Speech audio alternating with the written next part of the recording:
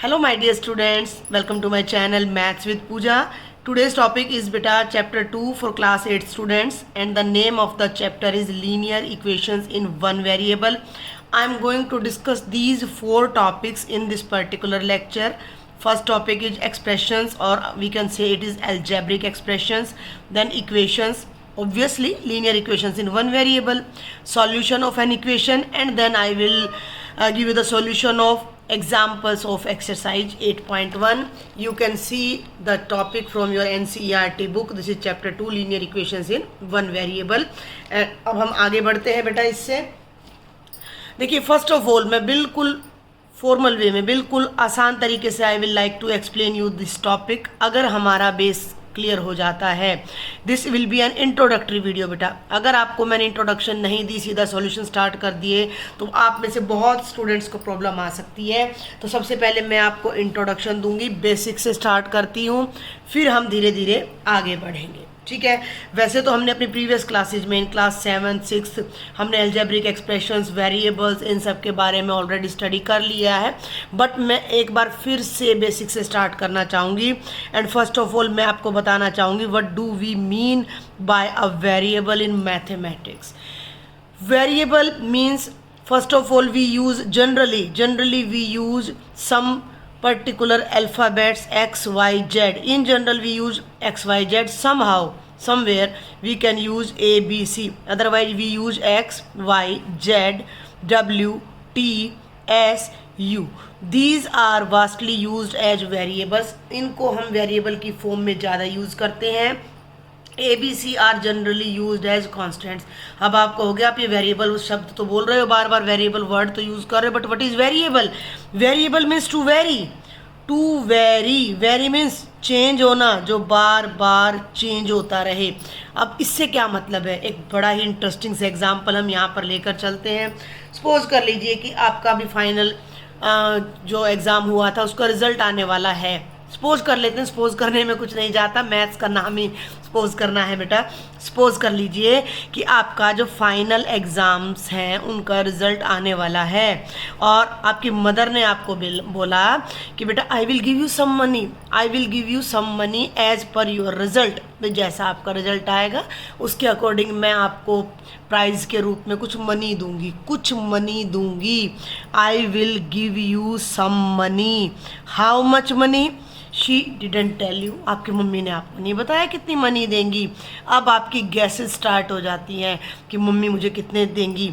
Mummy मुझे 100 rupees देंगी, mummy मुझे 200 देंगी, मम्मी मुझे 500 देंगी. कहीं ऐसा तो नहीं है कि मम्मी झूठ बोल दे, मुझे 0 ही दे दें? ये भी पॉसिबिलिटी है ना.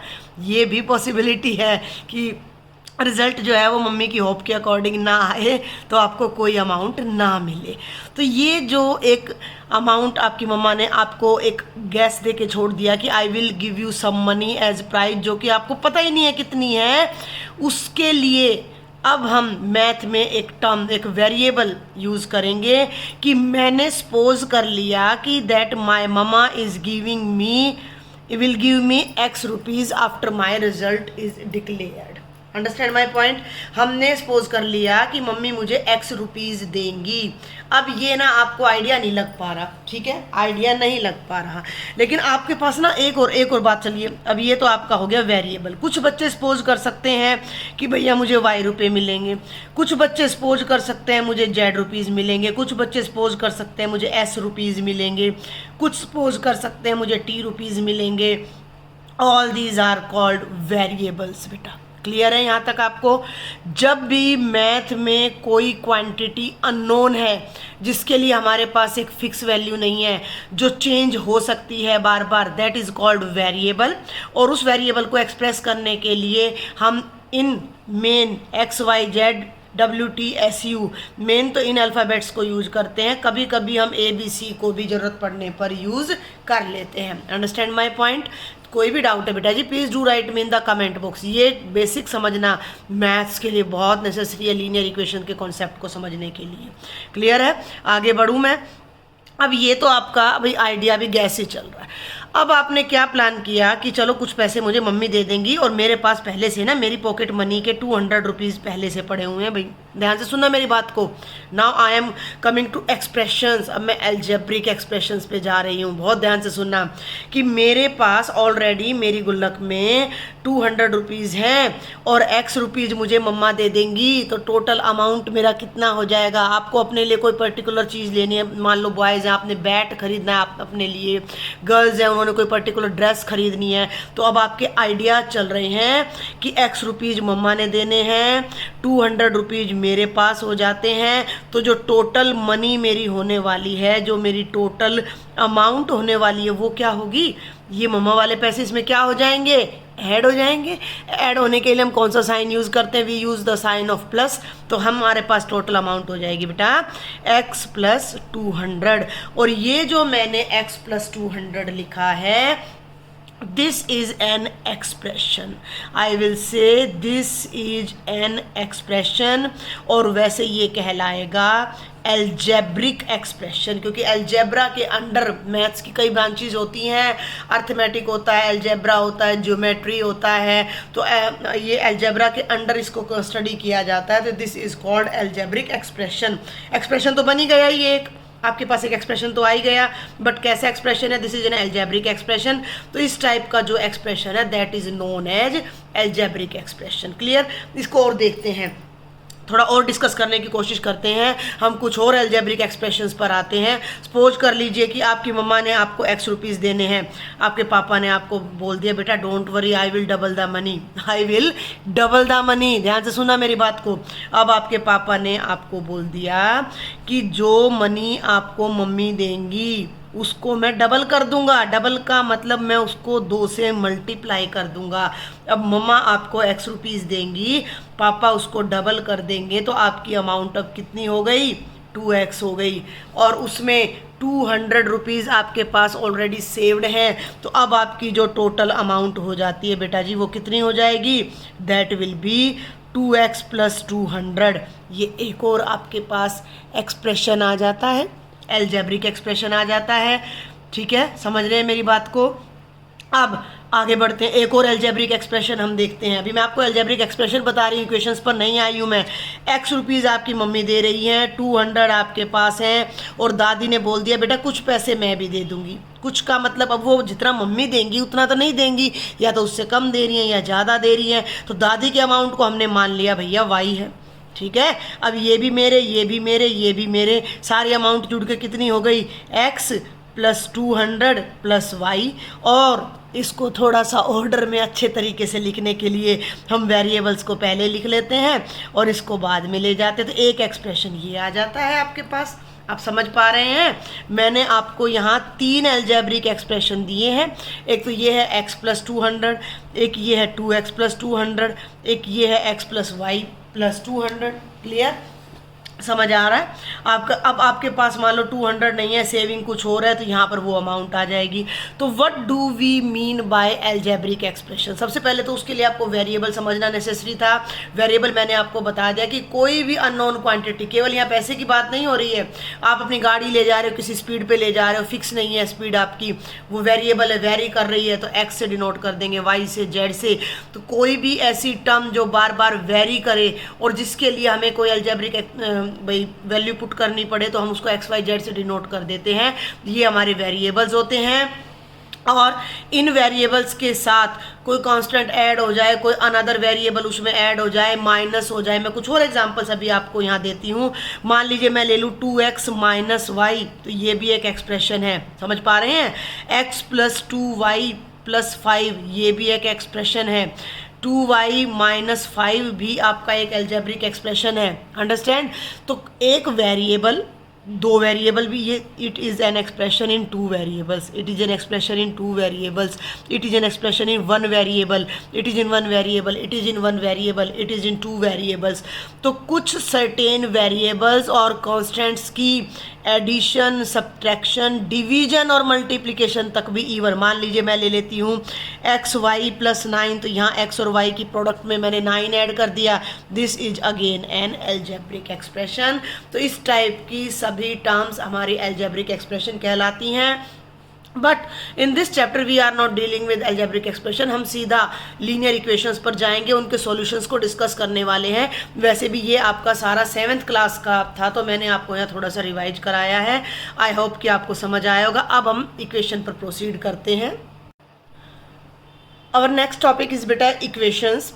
इक्वेशंस पर जाने से पहले जो अभी मैंने आपसे डिस्कस किया है कि आपको मम्मा ने x रुपीज़ देने हैं और 200 आपके पास ऑलरेडी हैं, तो आपकी जो टोटल कलेक्शन है वो हो जाएगी x + 200। इस पर फोकस करते हैं, ठीक है। तो आपकी कलेक्शन हो गई x + 200। अब आपके मन में ना ये चल रहा है कि मम्मी पता नहीं कितने रुपीज़ मुझे देंगी। तो अब आपकी मम्मी ने क्या किया कि आपको ना एक आइडिया दे दिया। क्या आइडिया दिया? मम्मा ने पूछा कि बेटा how much money did you have in your गुल्लक? तो आपने बोला कि मम्मा मेरे पास ना 200 है। तो मम्मा ने आपको ये नहीं बताया कि how much money is she going to give you, लेकिन उन्होंने ये बोल दिया कि जैसे ही वो आपको सर्टेन अमाउंट देंगी तो आपकी गुल्लक वाली अमाउंट उसमें मिलाकर जो टोटल अमाउंट आपकी x + 200 है वो 500 के इक्वल आ जाएगी। समझे मेरी बात को ध्यान से? मम्मी ने आपको डायरेक्ट नहीं बताया कि how much money is she going to give you, कितना आपको देने जा रही हैं, लेकिन उन्होंने ये बोल दिया कि आपके 200 में मम्मा के पैसे मिलाकर जो प्राइस के रूप में आपको मिलेंगे वो 500 हो जाएंगे। तो ये आपके पास एक इक्वालिटी आ गई कि आपके x + 200 500 के इक्वल हैं। And due to this sign of equality ये पूरा एक्सप्रेशन अब क्या बन जाता है? ये आपकी एक इक्वेशन बन जाती है। पहली बात, वेरिएबल, चैप्टर का नाम क्या है? लीनियर इक्वेशंस इन वन वेरिएबल। वेरिएबल कितने यूज़ हो रहे हैं इसमें? एक आपके ही तो पैसे हैं, तो एक x का ही तो यूज यहाँ पर हो रहा है। तो ये हो गई इक्वेशन इन वन वेरिएबल, यानी कि हम केवल x को यूज कर रहे हैं। वन वेरिएबल का मतलब मैंने आपको बहुत सारे वेरिएबल्स बताए हैं। मैंने आपको बताया x है, y है, z है, u है, v है, w है, t है, s है। इनमें से किसी एक का यूज़ करना है। तो हमने x को यूज किया है, तो केवल एक वेरिएबल यूज हुआ है और उस वेरिएबल की हाईएस्ट पावर यहाँ 1 है। जिसकी पावर हाईएस्ट 1 होती है वो लीनियर वेरिएबल हमारा कहलाता है।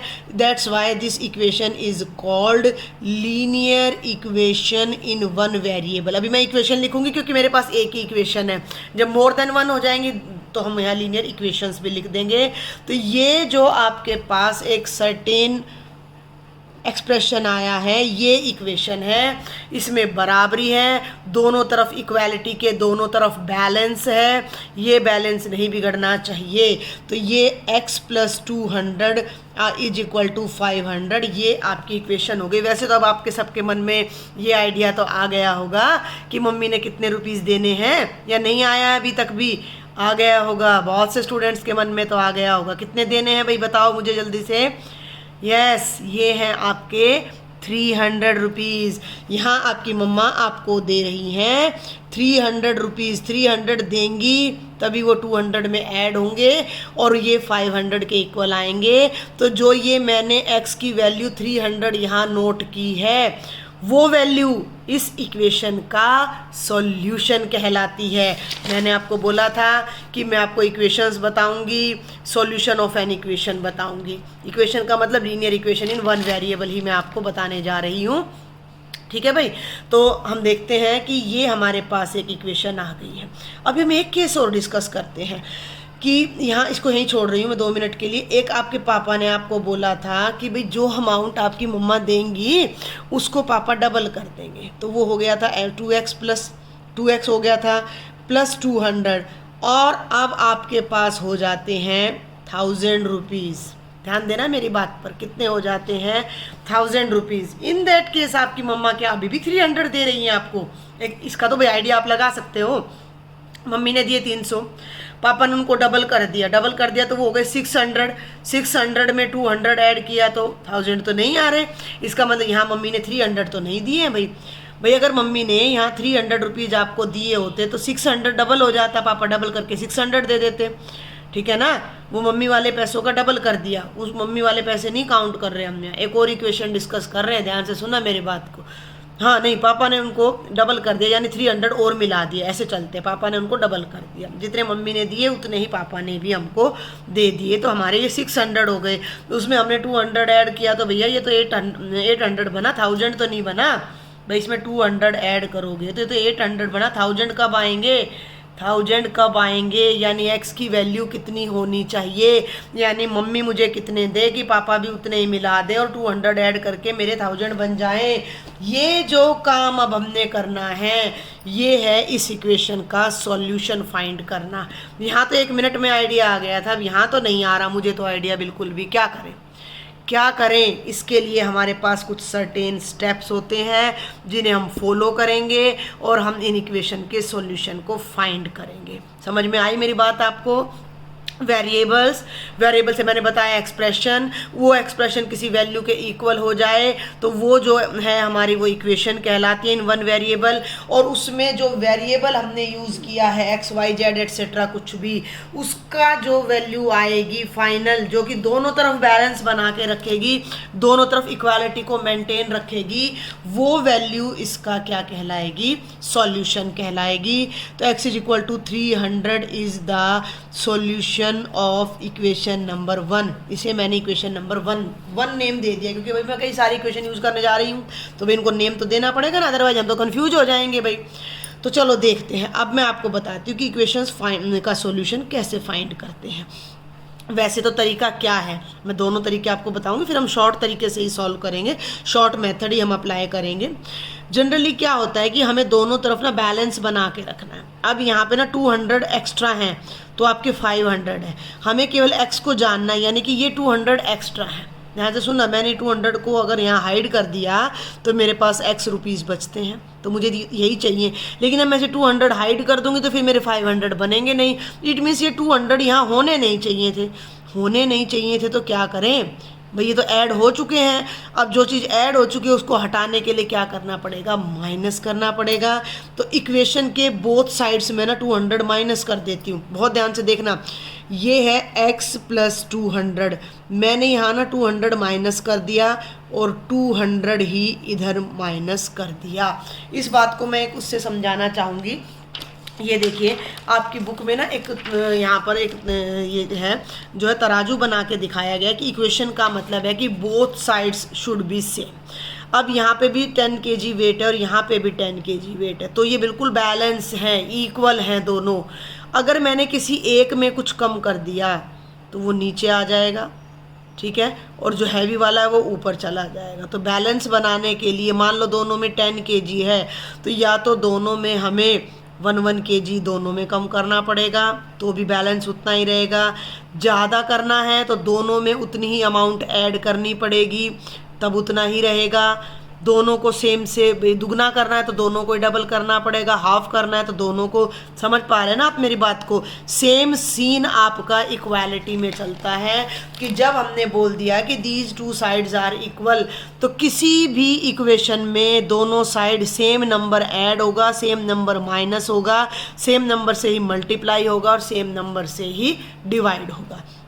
अब ध्यान दें, 200 प्लस था, 200 माइनस कर दिया, ये तो जीरो बन गया और यहाँ क्या रह गया, x is equal to 500 minus 200, और 500 में से 200 माइनस करोगे तो कितना आ जाता है, 300।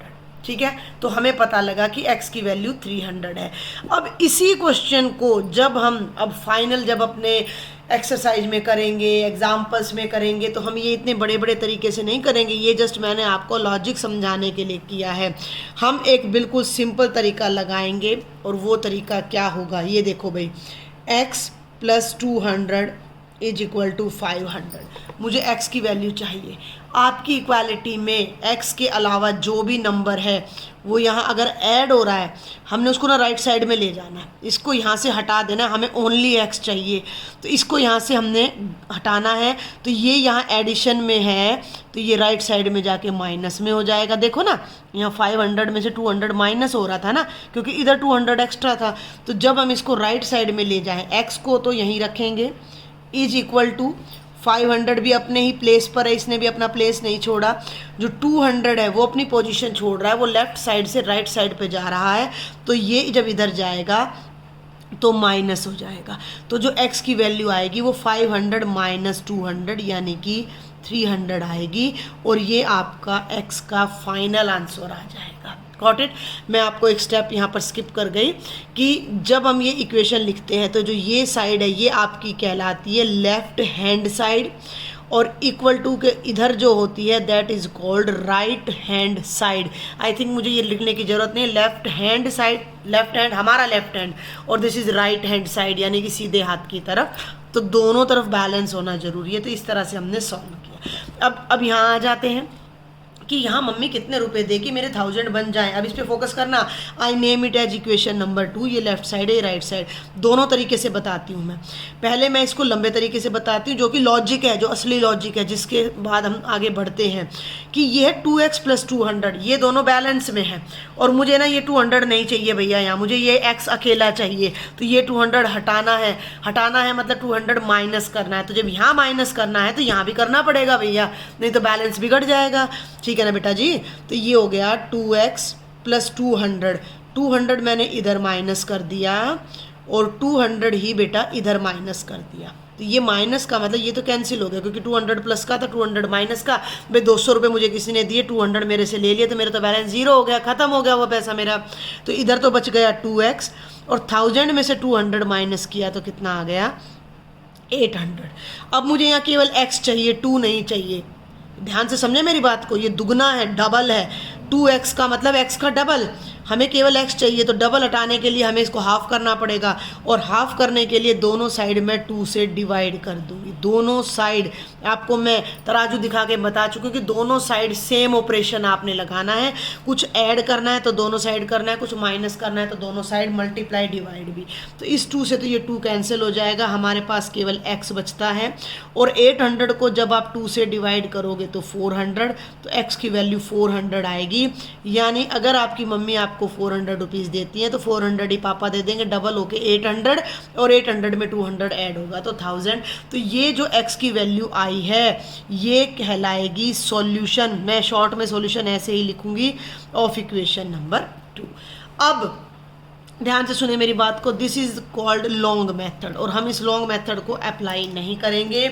मैं एक बार फिर से आपको इसी क्वेश्चन का शॉर्ट मेथड बताने जा रही हूँ। बहुत ध्यान से आपने उसको अंडरस्टैंड करना है। दिस इज आवर इक्वेशन, ध्यान से देखें। 2x plus 200 is equal to 1000। बेटा लॉजिक समझना है कि हमने करना क्या है, हमें तो x का सॉल्यूशन निकालना है, यानी हमें x की एक पर्टिकुलर वैल्यू निकालनी है। तो जो x की वैल्यू निकालनी है तो हमें ना लेफ्ट साइड में केवल x चाहिए, बाकी चीज़ें नहीं चाहिए। तो ये 200 को मैं राइट साइड में ले जाती हूँ, तो ये इधर प्लस में है ना, तो इसको मैं उधर ले जाऊँगी तो ये माइनस हो जाएगा। तो इस 2x को ध्यान से देखना भाई मेरे पेन की तरफ, 2x को तो लेफ्ट में ही रखा एज इट इज, तो ये तो हो गया 2x, ये उधर जा रहा है इज इक्वल टू 1000 भी ऑलरेडी अपनी ही साइड पे है। साइड किसने चेंज की भाई, जो साइड चेंज करेगा वो नुकसान में रहेगा। तो 200 ने साइड चेंज की तो ये इधर आकर हो गया माइनस का। इसको देखो जरा, ये जो है ना, ये रिजल्ट मैं यहाँ दोबारा लिख रही हूँ। देखो 2x इज इक्वल टू, मैं दोनों में ना थोड़ा एक रेलिवेंट आपका रिलेशन बनाना चाह रही हूँ कि आपको समझ आए दोनों तरीके से, फिर हम डायरेक्ट करेंगे इसको। देखो ये बिल्कुल यही एक्सप्रेशन आ गया, 2x is equal to 1000 minus 200। यहाँ हमने दोनों साइड 200 माइनस किया, ये कैंसिल हो गया, फिर भी हम 2x के साथ ही रह गए ना। तो हमारे पास ये आ जाता है 2x इज इक्वल टू 800, क्योंकि 1000 में से 200 माइनस करोगे 800 आएगा। अब आपको x की वैल्यू चाहिए तो हमें ये 2 भी गायब करना है। गायब का मतलब ध्यान से समझ लेना कि x में कोई टर्म ऐड हो रही है तो वो राइट साइड में जाकर माइनस हो जाएगी, x में कोई टर्म माइनस हो रही है तो राइट साइड में जाकर ऐड हो जाएगी, x से कोई टर्म मल्टीप्लाई हो रही है तो वो राइट साइड में जाकर डिवाइड हो जाएगी, और x से कोई टर्म डिवाइड हो रही है तो वो राइट साइड में जाकर मल्टीप्लाई हो जाएगी। अब मुझे x चाहिए, 2 नहीं चाहिए, 2 को राइट साइड में ले जाओ। 2 को जब आप राइट साइड में ले जाओगे तो x अकेला रह गया, और 2 यहाँ मल्टीप्लाई में है तो राइट साइड में जाएगा तो 800 के डिवीजन में आ जाएगा। क्योंकि ये मेथड ना बहुत लंबा पड़ता है तो हमें इसी मेथड से ये क्वेश्चन करने हैं। 800 को 2 से डिवाइड करेंगे 400 आ जाएगा। तो हमारा जो फाइनल आंसर आएगा x की वैल्यू वो 400 आएगी। x की जो फाइनल वैल्यू है बेटा वो 400 आएगी। तो मैं होप करती हूँ कि यहाँ तक का सारा कॉन्सेप्ट आपको समझ आया होगा।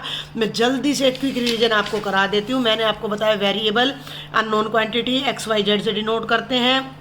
वेरिएबल में कोई कांस्टेंट ऐड कर दे, वेरिएबल में वेरिएबल ऐड माइनस सब्ट्रैक्ट कर दे, और इस तरह का जो हमें मिलता है expression that is called algebraic expression. उस एल्जेब्रिक एक्सप्रेशन को अगर हम किसी एक सर्टेन अमाउंट के इक्वल कर देते हैं तो वो जो रिजल्ट आता है that is called equation. One variable में है और लीनियर है, यानी मैक्सिमम पावर 1 है, तो linear equation in one variable.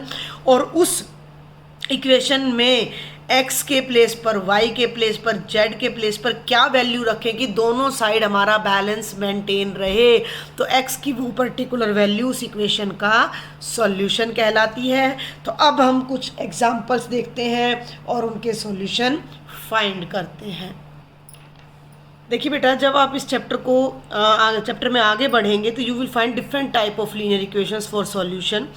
In exercise 2.1 we are going to solve the equations which have linear expressions on one side and numbers on the other side। मतलब एक side में आपको केवल x, y, z etc. मिलने वाला है and on the other side आपको केवल कांस्टेंट टर्म नंबर मिलने वाला है। For example, this is example number 1, find the solution of 2x - 3 is equal to 7। अब हम ना इनको बिल्कुल डायरेक्ट तरीके से सॉल्व करने जा रहे हैं। गिवन इक्वेशन इज, आप जस्ट राइट करेंगे given equation is 2x - 3 is equal to 7। ज़्यादा कुछ भी वैसे आपको राइट करने की ज़रूरत नहीं है, बिल्कुल सिंपल तरीके से आपने क्या करना है कि x में, अब आप क्या करोगे, देखो ये समझो मेरी बात को ध्यान से, हमें x चाहिए, वी नीड ओनली x, लेकिन एकदम से जंप नहीं कर जाना है। पहले इस x को छोड़कर जो भी कांस्टेंट है उसे आपने यहाँ से लेफ्ट साइड से हटाना है। हटाने का मतलब गायब नहीं कर देना। बैलेंस को दोनों साइड मेंटेन रखते हुए हम क्या कर सकते हैं, तो क्या बताते 3 ऐड कर दें, यानी कि वो तो लंबा प्रोसेस हो जाएगा, इधर भी ऐड करेंगे इधर भी। तो आपने क्या करना है, देखो भी, देखो अच्छे बच्चे जो इंटेलिजेंट है वो तो बहुत जल्दी समझ जाएंगे। कुछ बच्चे ऐसे भी होते हैं जिन्हें थोड़ा देर में समझ आता है, तो वो बच्चे बड़े ध्यान से देखें बेटा। आपने इस x को कवर कर लिया तो क्या बचता है -3। हमें ये -3 यहाँ नहीं चाहिए, तो इसको राइट साइड में ले जाओ। लेकिन जब ये राइट साइड में जाएगा ना तो इसको अपना साइन बदलना पड़ेगा। माइनस है तो प्लस करना पड़ेगा और प्लस है तो माइनस करना पड़ेगा। समझ गए ना मेरी बात को। तो यहाँ हम क्या करने जा रहे हैं, 2x तो यहीं रह जाएगा इज इक्वल टू 7, और ये 3 जो माइनस का था ये इधर आकर प्लस का होकर 7 + 3 हो जाएगा। इसके लिए आप यहाँ लिख सकते हो ट्रांसपोजिंग। देखो according to me there is no need, क्योंकि हम बिल्कुल नहीं लिखते हैं इन चीज़ों को, फिर भी मैं बता रही हूँ आपको। Transposing -3 to right hand side, क्योंकि कुछ टीचर्स हो सकते हैं कि आपको लिखवाते हो आपकी फेयर नोटबुक में, तो आप अकॉर्डिंगली राइट कर दे। Otherwise according to me this solution is sufficient. अब आपको इसको पहले सॉल्व करना है। लेफ्ट साइड में है आपका 2x और राइट साइड में जो भी आपका कैलकुलेशन वर्क है पहले आपने उसको पूरा कर लेना है। 7 + 3 कितना हो गया, 10 हो गया। अब हमें तो x की वैल्यू चाहिए। अब x के साथ भैया ये 2 भी एक्स्ट्रा है, इसको भी यहाँ से गायब करना पड़ेगा। तो इसको भी यहाँ लेफ्ट साइड छोड़ के राइट साइड में जाना पड़ेगा कि तू भी उधर जा भाई, इसकी भी लड़ाई होगी, ठीक है ना। तू भी उधर जा भाई, राइट में जा, लेफ्ट में ज़रूरत नहीं है। लेकिन अब ये कैसे जाए, ये क्या है, this is the product, this is the product of x and 2। समझ रहे हो। तो 2 यहाँ x से मल्टीप्लाई हो रहा है, तो राइट में जाने के लिए इसको डिवीजन में जाना पड़ेगा। तो ये 2 राइट के डिवीजन में आ जाएगा। अब यहाँ केवल x रह जाएगा। राइट में कितना है, 10 है। देखो x अपनी जगह पे है, 10 अपनी जगह पे, सीट किसने बदली है, 2 ने, तो 2 इसके डिनोमिनेटर में आ जाएगा। ये जरूरी नहीं है कि एक्सप्रेशन कैंसिल हो जाए, कई बार ये रैशनल नंबर भी आ सकता है, फ्रैक्शन में भी आ सकता है आंसर। तो ये तो बाई चांस कैंसिल हो रहा है। 2 × 5 = 10, तो हमारी जो x की वैल्यू है वो कितनी आ जाएगी, 5, एंड द आंसर इज 5। यहाँ आप लिख सकते हो कि भाई divide taking transposing 2 to the right hand side, transposing नहीं, dividing both sides by 2, dividing both sides by 2। 2 लिख दिया, बस हमने किया नहीं, क्योंकि इधर 2 से डिवाइड करेंगे तो कैंसिल होगा, इधर 2 से। ये हमारा फाइनल आंसर आ गया। अब मैं आपको एक मज़ेदार बात और बता दूं कि आप इस आंसर को क्रॉस चेक भी कर सकते हो, वेरिफिकेशन करने की ज़रूरत नहीं है, जस्ट मैं समझा रही हूँ। देखो 1-2 लेक्चर तो ना मैं बड़े आराम से आपको बड़ी पेशेंस से समझाऊंगी, क्योंकि जब तक बेस स्ट्रॉन्ग नहीं होगा तो आगे बढ़ने का कोई बेनिफिट हमारा नहीं है। अब वेरिफिकेशन देखो क्या है, ये 2x - 3 = 7 है, और हम कह रहे हैं कि x = 5 इसका आंसर है। तो हमें क्या करना चाहिए, इसमें x = 5 रख के देखना चाहिए। रखें, यहाँ 2 है, 2 के ब्रैकेट में x आ जाएगा, तो x के प्लेस पर 5। ध्यान देना, x = 5 है, यानी x हटाना है, उसके प्लेस पे 5 रखना है। -3 = 7, 2 5 जा 10 - 3 = 7, और देखो जरा 10 में से 3 गया तो 7 = 7, बोथ साइड्स इक्वल आ गई। इट मीन्स जो वैल्यू हमें x की मिली थी that was correct, absolutely right. समझ आया आपको? कोई भी डाउट है बेटा कमेंट बॉक्स में आपने मुझे राइट करना। क्लास 8 इंग्लिश मीडियम स्टूडेंट्स के लिए मैं एक अलग से व्हाट्सएप ग्रुप बना रही हूँ, तो आप उस ग्रुप को ज्वाइन करें। You can share your doubts personally with me in that group also. ठीक है बेटा, तो ये आपका प्रॉपर मेथड है। अब हम जल्दी से बाकी के एग्जाम्पल्स भी देखते हैं। This is example number 2। एक बात और मैं आपको बता दूं कि आपका जैसे चैप्टर पूरा होता है तो मैं पूरे चैप्टर की PDF का लिंक भी आपको मैं दे दूंगी, तो आप उस PDF की हेल्प से भी आपको काफ़ी भाई that will be very helpful for you. Okay, तो चलते हैं आगे, प्रोसीड करते हैं। Given equation is 2y + 9 = 4।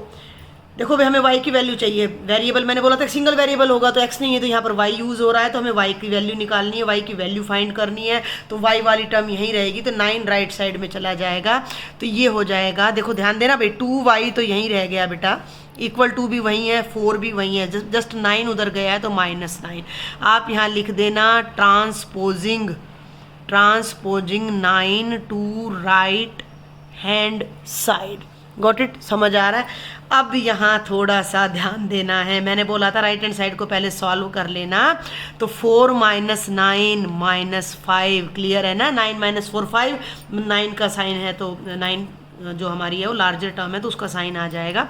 अब हमें क्या करना है, y की वैल्यू फाइंड करनी, बिल्कुल सेम लाइन पर है। इधर 2x = 10 था, इधर 2y = -5 है, तो हमने बोथ साइड्स 2 से डिवाइड कर दिया, तो यहाँ भी 2 से डिवाइड कर दिया। 2 को राइट हैंड साइड में ले जाओ तो y की वैल्यू आ जाएगी -5/2। यहाँ आपने एक बार फिर से रीजन लिख देना है, डिवाइडिंग बोथ साइड्स बाय 2, और ये आपकी y की फाइनल वैल्यू आ जाती है, क्योंकि 5 2 की टेबल में आता नहीं है, तो ये हमारा जो आंसर आया ये रैशनल नंबर आया है, तो और answer can be a rational number.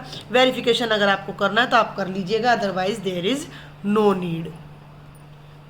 This is example number 3 बेटा। अब आप देख सकते हैं कि सब रैशनल एक्सप्रेशन है आपके पास। x/3 + 5/2 = -3/2। Now we will solve it. ये तो आपकी स्टेटमेंट है। जब आप सॉल्यूशन करेंगे तो आपने लिखना है गिवन इक्वेशन इज x/3 + 5/2 = -3/2। बिल्कुल परेशान नहीं होना है आपने। आप क्या करें कि इस कांस्टेंट टर्म को राइट साइड में ले जाएं एज यूजुअल, जो पहले करते थे, कोई परेशानी की ज़रूरत नहीं है। x वाली टर्म को अपनी पोजीशन चेंज नहीं करनी है, ये तो हो जाएगा x/3 प्लस नहीं भाई इक्वल टू में आपका आ गया -3/2, और ये 5/2 प्लस में है, इसको राइट साइड में ले जाओ तो ये हो जाएगा -5/2। 2 टर्म्स आ गई, ये टर्म इधर से इधर चली गई है भाई। -3/2 ऑलरेडी राइट साइड में है, 5/2 राइट साइड में गया तो साइन चेंज हो गया, आ गया एक्सप्रेशन। अब मैंने बोला था कि राइट हैंड साइड को ना पहले सॉल्व कर लेना, ठीक है। मैंने फर्स्ट एग्जांपल में भी बोला था, मैंने सेकंड में भी बोला था, मैं फिर बोल रही हूँ कि राइट हैंड साइड को सॉल्व कर लेना है। और ये बात आपको क्लियर होनी चाहिए कि जब किन्हीं 2 रैशनल नंबर्स का डिनोमिनेटर सेम हो तो हमें एलसीएम की ज़रूरत नहीं होती, हम उनके न्यूमरेटर्स को भी डायरेक्ट ऐड या सब्ट्रैक्ट कर सकते हैं। तो डिनोमिनेटर सेम है ना दोनों का, 2 है, तो -3 - 5 कितना हो जाएगा, -8/2। और 8 ना 2 की टेबल में आता है। कई बार ऐसा भी हो सकता है कि कैंसिल ना हो, बट यहाँ कैंसिल हो रहा है तो हम कर देते हैं। 4 जा 8 -4 आ गया। लेफ्ट साइड में आपका चल रहा है x/3 = -4। यहाँ आपने वही रीजन फिर लिखना है, transposing 5/2 to the right hand side. Got it. अब हमें x की वैल्यू चाहिए। x के डिनोमिनेटर में 3 है, हमें वो नहीं चाहिए। या तो हम क्या करें, दोनों साइड्स 3 से मल्टीप्लाई करें। देखिए ज़रा कि दोनों साइड्स हम 3 से मल्टीप्लाई करें। इस चीज़ को मैं एक रफ पेज पे आपको करके बताती हूँ बेटा। x/3 = एक मिनट इधर देखो, x/3 = -4। मैं यहाँ भी 3 से मल्टीप्लाई, भाई तराजू है ये तो बैलेंस रखना पड़ेगा। इधर भी 3 से मल्टीप्लाई कर दिया, माइनस का साइन पहले था, इधर भी 3 से 3 कैंसिल हो गया, x 3 4 जा 12। या इस 3 को इधर, भाई ये तो मल्टीप्लाई करना ना करना एक ही बात है। तो यहाँ तो x ने रह जाना है और 3 ने उधर चला जाना है। तो हम इस तरीके से भी सॉल्व कर सकते हैं। तो 3 इधर डिनोमिनेटर में है, राइट साइड में जाएगा तो न्यूमरेटर में, यहाँ डिवाइड में राइट साइड में जाएगा तो मल्टीप्लाई हो जाएगा। तो -4 इंटू में 3, तो x की वैल्यू कितनी आ जाएगी, 4 3 जा 12, माइनस का 12 आपका आंसर आ जाएगा। यहाँ आपने लिख देना है मल्टीप्लाइंग बोथ साइड्स, मल्टीप्लाई। ये थोड़ा सा पता है क्यों लिखवा रहे हैं आपको अभी शुरू में कि बोथ साइड्स बाय 3, कि आपको प्रैक्टिस हो जाए। अभी इनिशियल स्टेज पे इनको सीख रहे हो, अभी से आपको परफेक्शन आ जाएगा, प्रैक्टिस अच्छी हो जाएगी, समझ आ जाएगा कॉन्सेप्ट बार बार इनको लिखने से। फिर आप इनमें अपने आप परफेक्ट हो जाए, कुछ लिखने की ज़रूरत ही नहीं होगी। तो ये हमारा आ जाता है 3 4 जा 12। तो x की वैल्यू आ जाती है -12। That will be your final answer. ठीक है बेटा, तो यहाँ पर आपने आंसर लिख देना है। And this is the last example of exercise 2.1।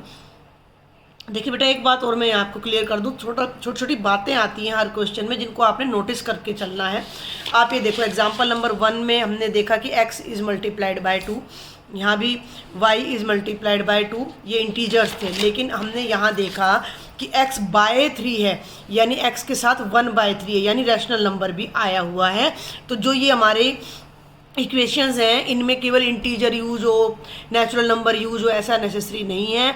वैसे भी आप अपना फर्स्ट चैप्टर रैशनल नंबर कर चुके होंगे, तो रैशनल नंबर्स हमारे यहाँ पर आ सकते हैं इक्वेशन के अंदर। Got it. And this is the last example. और उससे पहले मेरी रिक्वेस्ट है, अगर मेरा लेक्चर आपको समझ आया है, पसंद आया है, तो अपने ज़्यादा से ज़्यादा फ्रेंड्स को शेयर करना है और चैनल को सब्सक्राइब भी करना है। तो चलिए अब हम 2.1 के लास्ट एग्जाम्पल पर प्रोसीड करते हैं। ये है आपकी इक्वेशन 15/4 - 7x = 9।